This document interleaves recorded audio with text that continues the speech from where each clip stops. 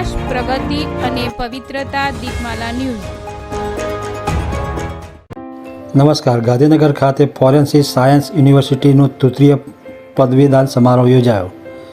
માનનીય રાષ્ટ્રપતિ શ્રીમતી દ્રૌપદી મુર્મુજીના અધ્યક્ષસ્થાને તથા માનનીય રાજ્યપાલ શ્રી આચાર્ય દેવવ્રત, મુખ્યમંત્રી શ્રી ભૂપેન્દ્રભાઈ પટેલ, ગૃહ રાજ્યમંત્રી શ્રી હર્ષ સંઘવી, દેશ વિદેશથી પધારેલ વિવિધ ક્ષેત્રના અગ્રણીઓ તેમજ અન્ય મહાનુભાવોની ઉપસ્થિતિમાં ગાંધીનગર સ્થિત નેશનલ ફોરેન્સિક સાયન્સ યુનિવર્સિટીનો તૃતીય પદવીદાન સમારોહ યોજાયો હતો, જેમાં વિવિધ ફેકલ્ટીના કુલ 1562 વિદ્યાર્થીઓને પદવી એનાયત કરવામાં આવી હતી.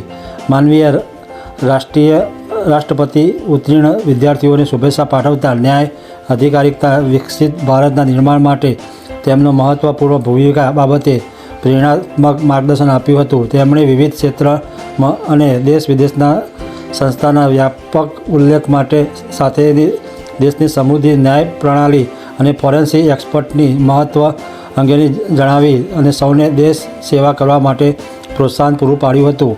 મુખ્યમંત્રીશ્રીએ આ અવસરે જણાવ્યું હતું કે માનનીય વડાપ્રધાન શ્રી નરેન્દ્ર મોદીના વિઝન હેઠળ સ્થાપિત NFSU આજે ફોરેન્સિક ક્ષેત્રમાં શિક્ષણ અને સિદ્ધિઓ થકી આંતરરાષ્ટ્રીય સ્તરે ખ્યાતિ પ્રાપ્ત સંસ્થા બનેલ છે. તેમણે આજે પદવી પ્રાપ્ત કરેલ સૌ વિદ્યાર્થીઓને ગુનાખોરી મુક્ત, સુરક્ષિત અને વિકસિત ભારતના નિર્માણમાં તેમના વિશિષ્ટ કૌશલ્ય થકી યોગદાન આપવા માટે પ્રેરણા આપવાની સાથોસાથ ઉજ્જવળ ભવિષ્ય માટેની શુભેચ્છાઓ પાઠવી હતી.